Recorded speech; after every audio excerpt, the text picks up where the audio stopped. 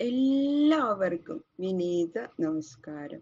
ശ്രീമദ് ഭാഗവതം ദശമസ്കന്ധം പൂർവാർത്ഥം അധ്യായം 33 രാസക്രീഡ തുടരുന്നു.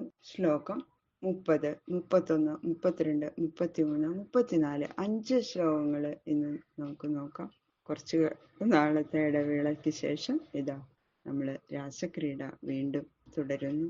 ശുക്ലാംബരധരം വിഷ്ണും ശശിവർണം ചതുർഭുജം പ്രസന്നവദനം ധ്യായേത് സർവവിഘ്നോപശാന്തയേ ഗുരവേ സർവലോകാനാം ഭിഷജേ ഭവരോഗിണാം നിധയേ സർവവിദ്യാനാം ദക്ഷിണാമൂർത്തയേ നമഃ. സരസ്വതി നമസ്തുഭ്യം വരദേ കാമരൂപിണി വിദ്യാരംഭം കരിഷ്യാമി സിദ്ധിർഭവതു മേ സദാ. നാരായണം നമസ്കൃത്യ നരം ചൈവ നരോത്തമം ദേവീം സരസ്വതീം വ്യാസം തതോ ജയമുദീരയേൽ.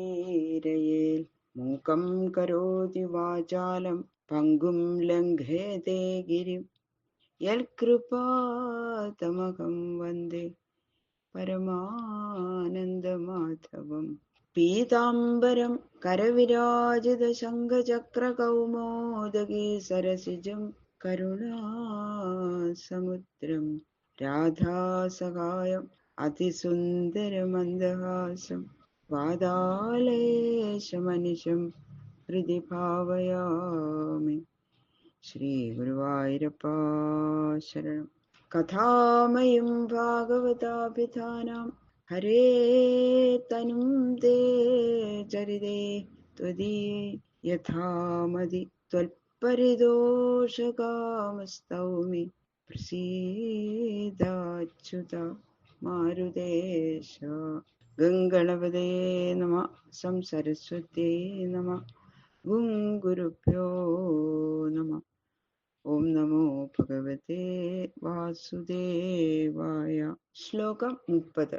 ശ്രീശുക ഉവാച. ധർമ്മവ്യതിക്രമോ ദൃഷ്ട ഈശ്വരാണാം ച സാഹസം തേജീയസാം ന ദോഷായ വഹ്നേ സർവഭുജോ യഥാ. കർമ്മത്തിന് അധീനന്മാരല്ലാത്ത സ്വതന്ത്രരായിട്ടുള്ള ബ്രഹ്മാവ്, ഇന്ദ്രൻ, ബൃഹസ്പതി, വിശ്വാമിത്രൻ മുതലായവരെയൊക്കെ ഈ ധർമ്മമര്യാദകളെ അതിക്രമിച്ച് പരതാരങ്ങളെ സ്വീകരിച്ച് അങ്ങനെയുള്ള സാഹസകർമ്മവും മറ്റും ചെയ്തിട്ടുണ്ട്. അതിതേജസ്സുകളായ അവർക്ക് അങ്ങനെയുള്ള കർമ്മങ്ങള് അത് ചെയ്തുകൊണ്ട് അവർക്ക് പാപം ഇല്ല. അവര് അതിതേജസ്സുകളാണ്. അവരെ അതുകൊണ്ട് അതിന്റെ പാപമൊന്നും ബാധിക്കണില്ല. കർമാകർമ്മ വികർമ്മങ്ങളിലെ ആസക്തരല്ലാത്ത ശുദ്ധ അന്ധകരണന്മാരായിട്ടുള്ള മഹാന്മാരെ ഇങ്ങനെയുള്ള കർമ്മഫലങ്ങള് സ്പർശിക്കുക പോലും ചെയ്യില്ല. അവര് ഈ വക കർമ്മങ്ങൾ ചെയ്യണതുകൊണ്ട് അവർക്ക് പുണ്യപാപങ്ങളോ സുഖദുഃഖങ്ങളോ ഒന്നും ഉണ്ടാവില്ല. അത്ര അധികം മാഹാത്മ്യം ഈ മഹാന്മാർക്കുണ്ട്. എന്തുപോലെ എന്നാൽ തന്നിൽ വന്നു ചേരുന്ന സർവപദാർത്ഥങ്ങളെയും ഭസ്മീകരിക്കാൻ സാമർഥ്യമുള്ള അഗ്നിയില് ഈ അമേധ്യം ഉള്ള നികൃഷ്ട സാധനങ്ങളൊക്കെ ഒന്നൊക്കെ പ്രവേശിച്ചാലും അഗ്നി അശുദ്ധമാവണില്ലല്ലോ. അതുപോലെ അഗ്നി എല്ലാറ്റിന്റെയും മാലിന്യങ്ങളെ നശിപ്പിച്ച് പരിശുദ്ധി ചെയ്യുള്ളൂ അല്ലെ. അത്ര പ്രതാപവും ശക്തിയും സാമർഥ്യവും ഉള്ള അഗ്നിയെ അശുദ്ധപ്പെടുത്താൻ യാതൊരു പദാർത്ഥത്തിനും കഴിയില്ല. അതുപോലെയാണ് സർവകർമ്മ സ്വതന്ത്രന്മാരായ മഹത്തുക്കളെ ദുഷിപ്പിക്കാൻ നിഷിദ്ധ കർമ്മങ്ങൾക്ക് ശക്തിയില്ല. അതാണ് അതിന്റെ അർത്ഥം. അവരിതൊക്കെ ചെയ്തൂലോ എന്ന് അപ്പൊ നമുക്കും ചെയ്തൂടെ എന്ന് സാധാരണക്കാര് ചിന്തിക്കുന്നത് വിഡ്ഢിത്തമാണ്. നൈതൽ സമാചരേജാതു മനസാപിഹ്യനീശ്വര വിനശ്യത്യാചരൻ മൗഢ്യാൽ യഥാരുദ്രോ അബ്ധിജം വിഷം. ശ്രേഷ്ഠന്മാര് ആചരിക്കുന്നതൊക്കെ മറ്റുള്ളവരും ചെയ്യൂലോ. അതുകൊണ്ട് എന്താ ഇവരിങ്ങനെ ചെയ്യുമ്പോ മറ്റുള്ളവർ അത് ചെയ്യാൻ ശ്രമിക്കില്ലേ എന്നുള്ള ശങ്കയൊന്നും അതിനെ പരിഹരിച്ചുകൊണ്ട് പറയാണ്. സർവ കർമ്മ സ്വതന്ത്രന്മാരായ ഈശ്വരന്മാര് ചെയ്യണ കർമ്മങ്ങളെ കർമ്മഫലങ്ങൾക്ക് കീഴടങ്ങി ദേഹാഭിമാനത്തോടെ പരവശനായിരിക്കുന്ന സാധാരണ മനുഷ്യന് ചെയ്യണം എന്നുള്ള ആഗ്രഹം കൂടി ഒരിക്കലും ഉണ്ടാവാൻ പാടില്ല. എന്തുകൊണ്ടെന്നാൽ ഈശ്വരൻ ചെയ്തതുപോലെ ഞാനും ചെയ്യും എന്നുള്ള ആ മൂഢത കൊണ്ടാണ് അവര് അങ്ങനെ വിചാരിക്കുന്നത്. അപ്പൊ അങ്ങനെ അതുപോലെ ഈശ്വരൻ ചെയ്യണത് പോലെയൊക്കെ ചെയ്യാൻ ശ്രമിച്ചാൽ അവര് നിശ്ചയമായിട്ടും നശിക്കും. ലോകനിന്ദിത കർമാനുഷ്ഠാനത്താൽ അവര് അധപ്പതിക്കും. പിന്നെ അത് മാത്രം പോരാ, മരണാനന്തരം നരകത്തില് പതിക്കും. പിന്നെ മനുഷ്യജന്മം ഒരിക്കലും സിദ്ധിക്കാതെ വരികയും ചെയ്യും. നീച്ച യോനികളിലൊക്കെ പോയിട്ട് ജനിക്കും. പിന്നെ ഒരിക്കലും അവർക്ക് മനുഷ്യജന്മം കിട്ടുന്നില്ല. ഈശ്വരന് ചെയ്യാൻ വിരോധമില്ലെങ്കിൽ പിന്നെ മറ്റുള്ളവർക്ക് ചെയ്യുന്നതിന് എന്താ വിരോധം എന്നുള്ള അങ്ങനെയുള്ള വിചാരം അവിവേകത്തിന്റെ ഫല. അതിന് ഉദാഹരണം പറയാം. സമുദ്രമഥന സമയത്ത് പുറപ്പെട്ട ആ കാളകൂട വിഷം മഹാദേവൻ പാനം ചെയ്തു. അതുപോലെ മഹാദേവനല്ലാത്ത ഒരാളെ രുദ്രനെ പോലെ വിഷം കുടിച്ച എന്തായിരിക്കും അവന്റെ സ്ഥിതി അല്ലേ? നശിക്കും. വിഷം കുടിച്ചെന്നല്ലാതെ വല്ല ഫലം സിദ്ധിക്കോ? ഒരിക്കലുമില്ല. അതുപോലെ ദേഹധർമ്മങ്ങളെ അതിക്രമിക്കാൻ ശക്തന്മാരായ മഹാന്മാര് ചെയ്യുന്ന പ്രവൃത്തികൾ കൂടി മറ്റുള്ളവർക്ക് ചെയ്യാൻ പാടില്ലാത്ത സ്ഥിതിക്ക് നിത്യശുദ്ധ ബുദ്ധസ്വരൂപനായ ഭഗവാൻ ചെയ്ത ഇങ്ങനെയുള്ള കാര്യങ്ങള് സാധാരണക്കാര് ചെയ്യരുത് എന്ന് ബുദ്ധിയുള്ളവർക്ക് അത് മനസ്സിലാക്കാൻ പറ്റും. അത് മനസ്സിലാക്കാത്തവരുടെ കാര്യം കഷ്ടം, വളരെ കഷ്ടം എന്നേ പറയാനുള്ളൂ എന്ന് പറയും. ഈശ്വരാണാം വചഃ സത്യം തഥൈവാചരിതം ക്വചിൽ തേഷാം യത് സുവചോ യുക്തം ബുദ്ധിമാൻ തൽ സമാചരേൽ. ശ്രേഷ്ഠന്മാര് ചെയ്യണതൊക്കെ മറ്റുള്ളവരും ചെയ്യും എന്നുള്ളൊരു പ്രമാണമല്ലത് അത്. അല്ലെങ്കിൽ അവർ പറയണത് മിഥ്യയാവില്ലേ എന്ന് ചിലർ ചോദിക്കും. അപ്പൊ അതിന് ആകാംക്ഷ പരിഹരിച്ചിട്ട് പറയാണ്, ജ്ഞാനം വൈരാഗ്യം മുതലായിട്ടുള്ള ഐശ്വര്യങ്ങൾ നിറഞ്ഞിരിക്കുന്ന ഈശ്വരന്മാരുടെ വാക്ക് എപ്പോഴും സത്യമായിരിക്കുന്ന പ്രമാണമാണ്. അവരുടെ പ്രവൃത്തി എല്ലാം പ്രമാണമായിട്ട് വരണമെന്നില്ല. ചിലപ്പോ പ്രവൃത്തി ചിലത് അപ്രമാണമായിട്ട് വരുന്നുണ്ടാവും, പ്രമാണമായി വരണമെന്നില്ല. എന്നാൽ ഏതിനെ പ്രമാണമായി ധരിക്കാമെന്നാൽ അവരുടെ വാക്കിന് സദൃശമായ പ്രവൃത്തിയെ മാത്രം പ്രമാണമായിട്ട് ധരിക്കണം. ബുദ്ധിമാൻ അതിനെ മനസ്സിലാക്കി അനുഷ്ഠിക്കണം. അവരുടെ വാക്ക് എപ്പോഴും ധർമ്മ്യമായിരിക്കും.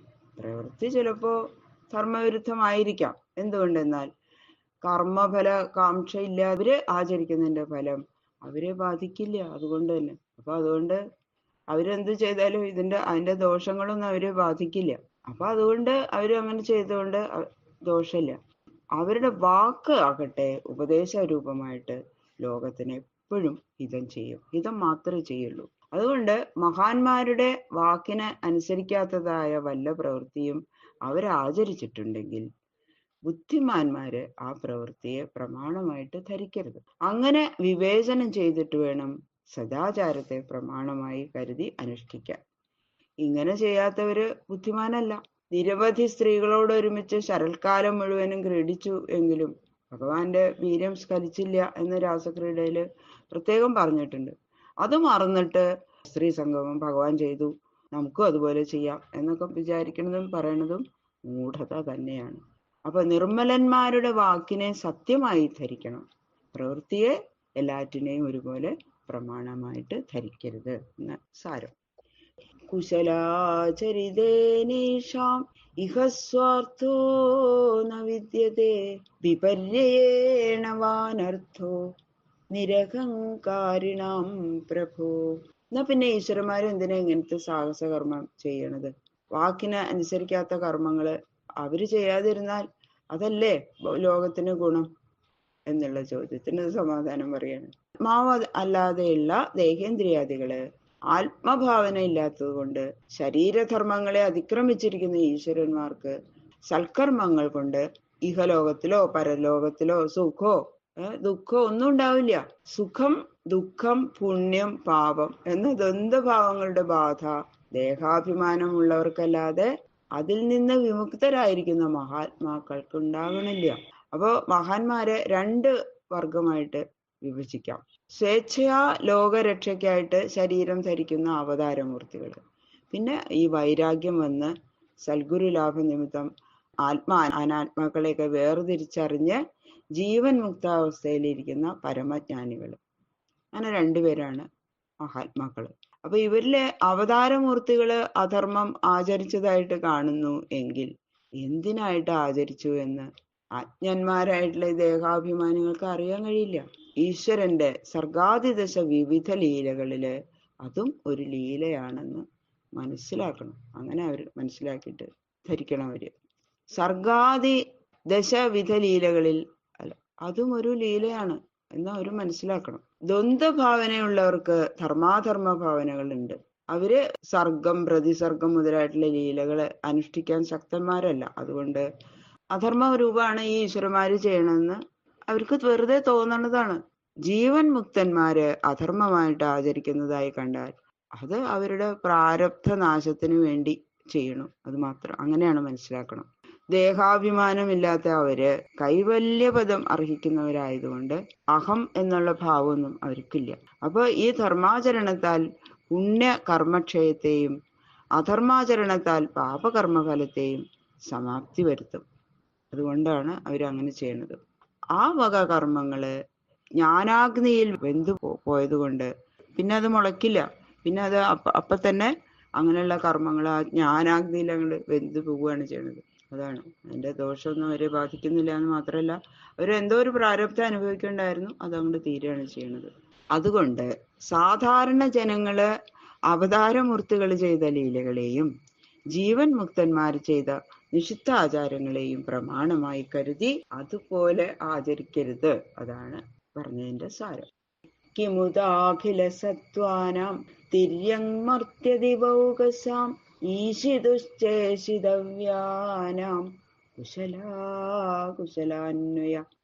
ഈശ്വരന്റെ അധീനത്തിൽ ഇരിക്കുന്നവരൊക്കെ ഈശ്വരനാൽ നിയമിക്കപ്പെട്ടവരാണ്. അപ്പൊ അതുകൊണ്ട് ജീവൻ മുക്തന്മാരും ഈശ്വരൻ നിയമിച്ചവരാണ്. അതുകൊണ്ട് നിയമിക്കപ്പെടുവാൻ യോഗ്യന്മാരും നിരഹങ്കാരികളുമായ ജീവൻ മുക്തന്മാർക്കു കൂടി പുണ്യപാപകർമ്മങ്ങളുടെ ചേർച്ചയില്ലാതെ ഇരിക്കണം.